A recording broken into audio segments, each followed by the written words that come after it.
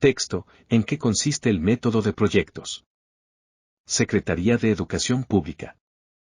1991. Inciso A. Su descripción. La vida es un constante proyecto. La persona más potentada como la más humilde, la imaginación más exaltada como la más pobre, vive forjándose empresas de dimensiones, naturalmente, muy variables y buscando los medios de realización. El niño, como nadie, vive de lo por hacer, y su actividad es continuo tejer y destejer en vista de los nuevos caminos y resultados que van desfilando sin cesar por su fantasía.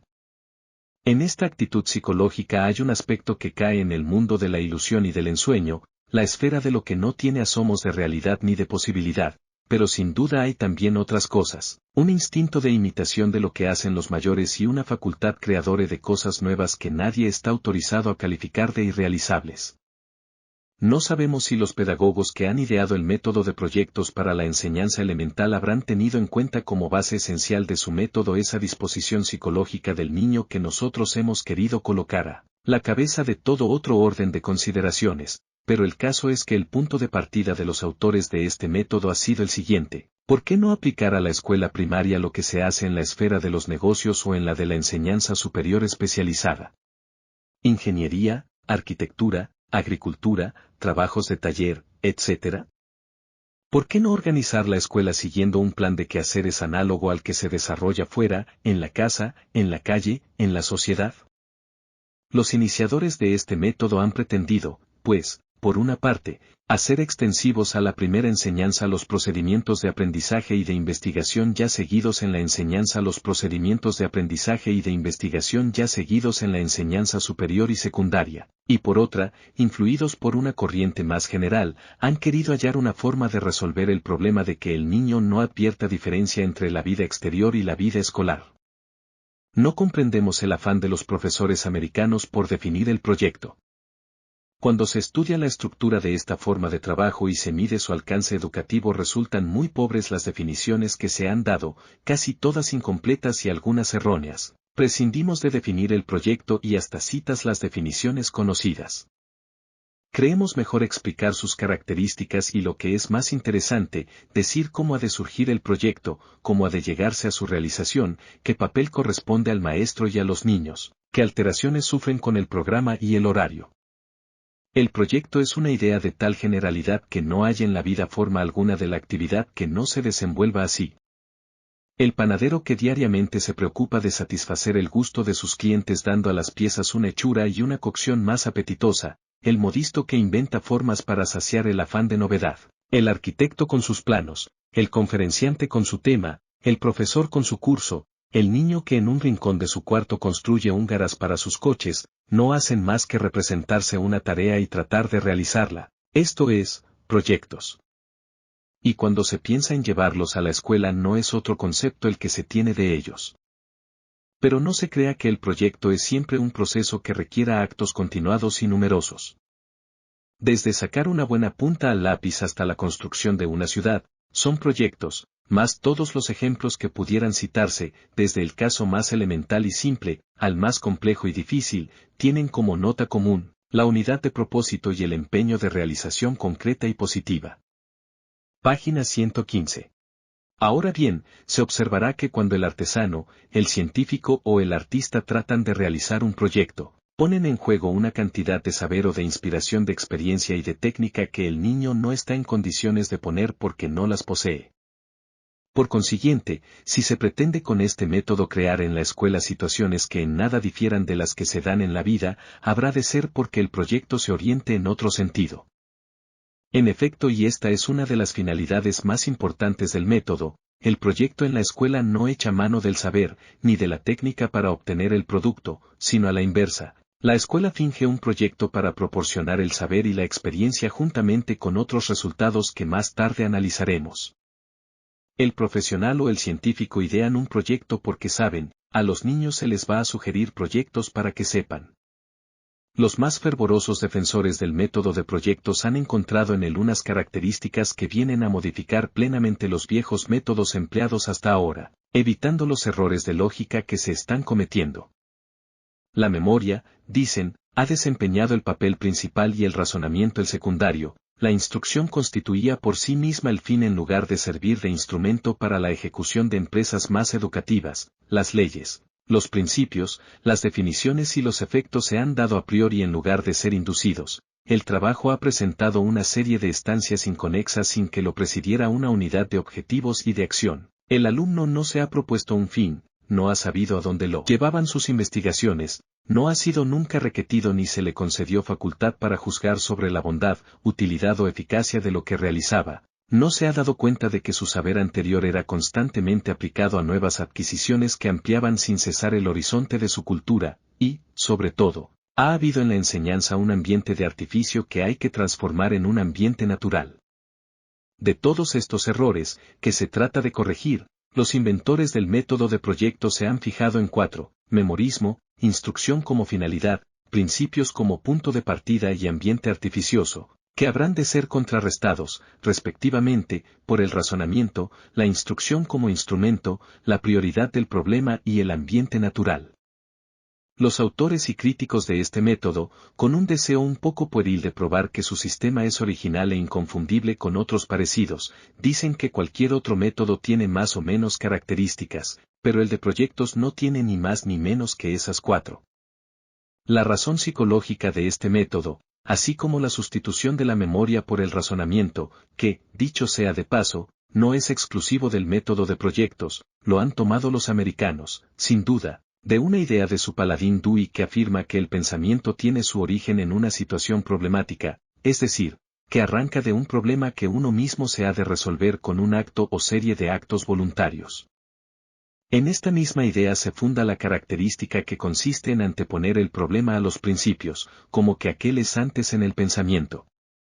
Tampoco aquí encontramos mucha originalidad.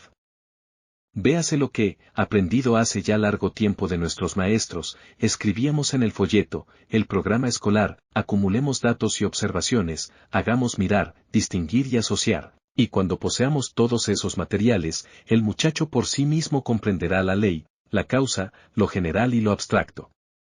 Más interesante es la nota de información para la realización frente a la información como finalidad. Ya no es bastante enterarse de qué son las cosas o cómo las han hecho los demás, es preciso hacerlas y enterarse de ellas haciéndolas. Así queda aclarado el sentido de esta nota cuando se formula bastante oscuramente diciendo que el método de proyecto se propone modificar la conducta, aunque el influjo del método de proyecto sobre la conducta tenga más extenso valor, el que se deduce de los actos llevados a plena realización. Un acto incompleto nos priva de muchas posibles soluciones que pueden tener el problema y por tanto de mucha experiencia. Un acto mientras más plenamente ejecutado nos asegura que hemos hallado un máximo de resultados e influirá en nuestra conducta en razón directa de la mayor experiencia conseguida. Página 116. Pero la característica más importante entre las 4 apuntadas es la de que el proyecto se desenvuelva en su medio natural. El problema ha de surgir y resolverse con la misma naturalidad y los mismos medios con que surge y se resuelve en la vida, llegando a resultados análogos. Como en la vida, los proyectos en la escuela suponen una fuente de información, una colaboración, una búsqueda de los materiales adecuados, una sucesiva victoria sobre los obstáculos que van surgiendo y un anhelo indefinido por la superación de los frutos alcanzados. Esta amplitud de acción que presenta el proyecto justifica el cuidado que sus autores han puesto en distinguirlo del problema, antigua práctica de enseñanza que tiene un valor mucho más limitado. Recuérdese que lo problemático es solo una nota del proyecto, aunque esto nos fije poco de la relativa extensión de uno y otro. Lo que sí prueba que el problema es un empeño menos extenso, que el proyecto es el carácter de uno y otro y la función que cada uno desempeña. El problema es de tipo intelectualista mientras que el proyecto supone en la mayor parte de esos casos una mezcla de intelección y de acción, de discurso y de habilidad manual. El proyecto se vale de problemas para conseguir datos necesarios a su marcha, esto es, el problema es un auxiliar del proyecto siempre que éste, naturalmente, no consista en un propósito tan simple y un fin tan inmediato que baste para resolverlo uno o varios actos elementales. Esto nos lleva a distinguir varios tipos de proyectos. El profesor Stevenson hace una clasificación muy sencilla, adoptando como criterio la actividad predominante o la extensión, y los llama proyectos manuales o intelectuales y proyectos simples y complejos, respectivamente. Supongamos que se trata de conocer la teoría del barómetro. Si el trabajo consiste en estudiar el origen del descubrimiento, el peso atmosférico, su medida, y se termina cuando el alumno tiene suficientes conocimientos para explicarse el fundamento del barómetro, los modelos de aparatos y sus aplicaciones, se habrá desenvuelto un proyecto intelectual. Si los alumnos conocen de antemano esa teoría y un día se propusieran abordar la construcción de un barómetro proveyéndose del material preciso, reproduciendo los experimentos y terminando por hacerlo funcionar, el trabajo sería un proyecto manual. La división en simples y complejos no ofrece motivo de explicación. Ejemplos de proyectos simples podrían ser, en idioma, redactar cartas alusivas a un acontecimiento, o un viaje o a una festividad, buscar adjetivos que cuadren a nombres propuestos, expresar en verbos las acciones de los animales, hacer una lista de palabras que se escriban con H, en matemáticas, hallar la asistencia media de alumnos a la escuela, confeccionar un presupuesto de excursión, averiguar el número de losas necesarias para arreglar el suelo, en ciencias naturales, recopilar los casos observables fácilmente de cambio de estado de los cuerpos, coleccionar minerales, hacer un injerto, en geografía, buscar en la esfera ciudades marítimas y continentales, clasificar países por su clima, en historia, averiguar las personas notables que han vivido en el pueblo, distinguir los edificios antiguos y modernos de la ciudad. En trabajo manual, poner un cristal en la vitrina, hacer una repisa para una estatuita, pintar la pizarra, etc. Ejemplos de proyectos complejos daremos más adelante. Como puede notarse, esta clasificación es muy imprecisa y bastante arbitraria. Sobre todo no es rigurosa la división de proyectos en manuales e intelectuales. No es posible realizar un proyecto manual sin una intervención constante de la facultad discursiva y sin un recuerdo y consulta al libro o al manual de experimentos. A su vez, dejaría de ser pedagógico el estudio puramente formal del tema, conviniendo siempre comprobar con el experimento y la ejecución del análisis teórico. Página 117. Más adecuados nos parecen otros criterios de clasificación que podrían adoptarse. Uno sería atendiendo a las materias o disciplinas que principalmente son objeto de proyecto, proyectos de idioma, de ciencias, de arte, de civismo. Otro, atendiendo al género de saber o experiencias que proporcionan, proyectos que cultivan la disciplina del pensamiento, del gusto estético, el amor a la naturaleza, la afición al deporte, los sentimientos éticos. Pero aún así somos enemigos de la clasificación. Si presentamos ejemplos de proyectos por materia y por finalidades es porque este trabajo tiene ante todo un carácter informativo. Una cuestión de gran importancia en este sistema de enseñanza es la relativa a cuándo debe plantearse un proyecto y por quién. Los autores parecen que esquivan la respuesta a estos dos puntos de vista tan esenciales.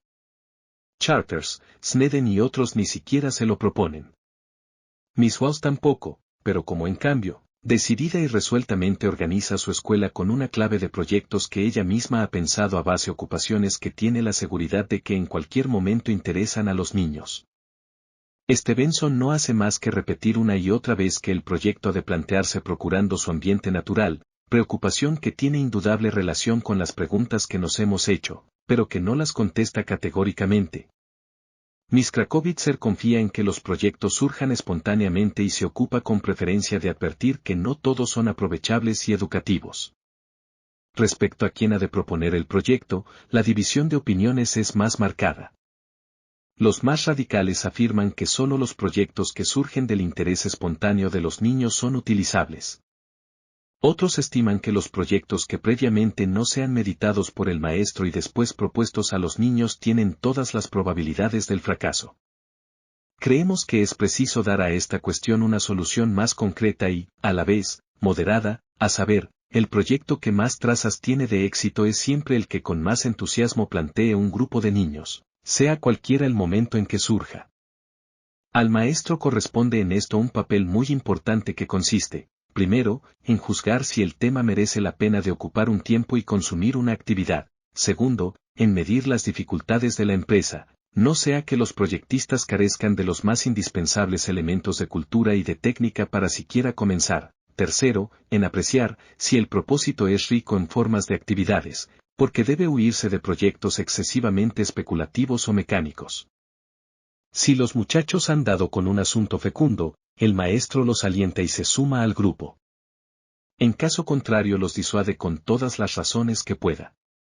Pero una escuela que quiera ensayar este método no puede esperar que surjan espontáneamente los proyectos, sobre todo en los comienzos. El maestro que se decida a organizar todo el programa a base de proyectos claves, ha de hacer un gran trabajo precio que encierra serias dificultades, como luego se verá. Pero aun quien solamente trate de introducir en la escuela, como ensayo, o para algunas clases, este método, haría bien en pensar algunos proyectos más o menos amplios según las condiciones de los niños a quienes se dirijan, y cuando se calcule que aquellos están dispuestos, que el material podrá ser hallado, cuando, en suma, si discreto y oportuno, el maestro sugiere el tema, lo reviste de atractivos y lo emprende en cuanto los alumnos se sienten movidos a comenzar. Página 118.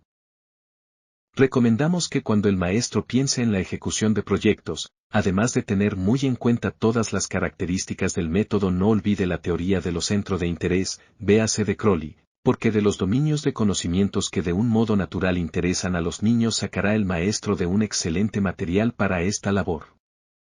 Otra cuestión de sumo interés que caracteriza al método de proyectos, aun cuando no sea peculiar de él, es la relativa al papel que desempeña el maestro. Habíamos dicho que el niño necesita trabajar libremente. Sus maestros y guías deberían limitarse a suministrarle los materiales y su ayuda solo cuando el niño los necesite, porque los pequeños trabajadores dirán mejor que nadie cuando esa ayuda les es precisa.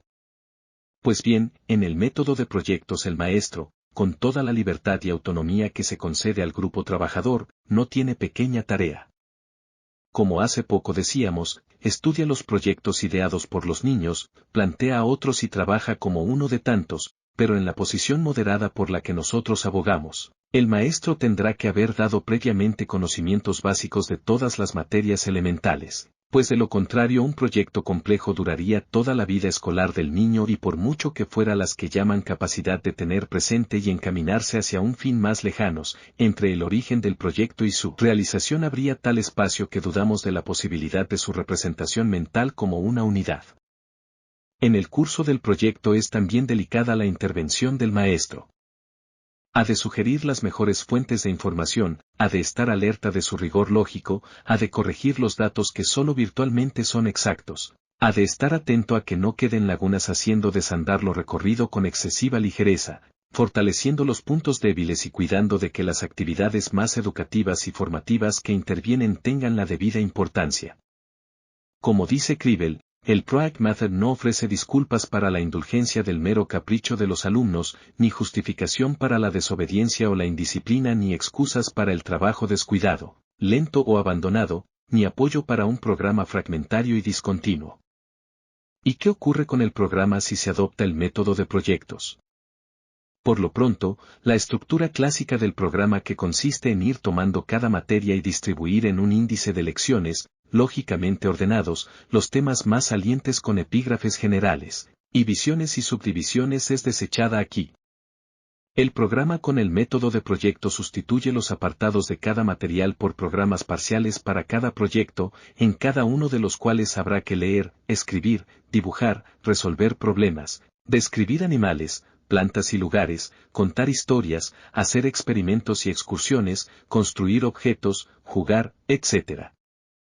Tendrá de común este programa con el tradicional el que en su confección debe presidir la idea de recoger en él los temas que unánimemente se consideran como contenido indispensable de una cultura general elemental, la de buscar ocasión para que las técnicas que la escuela debe proporcionar se cultiven y perfeccionen, la de que los fines esenciales educativos que persiguen aquella estén en los proyectos suficientemente acusados. El maestro debe inventariar lo que de cada disciplina deben conocer sus alumnos y procurar luego que en los proyectos que sean precisos, 10, 20, 40, según el grado de complejidad que le dé, estén comprendidos aquellos asuntos, unos con poca insistencia, otros con mucha, según su valor relativo. En cuanto al horario, caben actitudes muy diversas. Se prescinde de toda previa determinación en el tiempo alternando, discrecionalmente, entre sí, y con el juego y el recreo, los trabajos de investigación que el proyecto requiera para que la variedad no produzca cansancio, o se dedican a los proyectos solo unas horas del día, consecutivas o no, destinando el resto a trabajos sueltos distintos. Texto leído. CEP, Conaculta 1991. ¿En qué consiste el método de proyectos? En autor. Módulo pedagógico, páginas 114 a 118. México. Lectura del Diplomado Semipresencial para el apoyo a la enseñanza de las artes en la educación básica.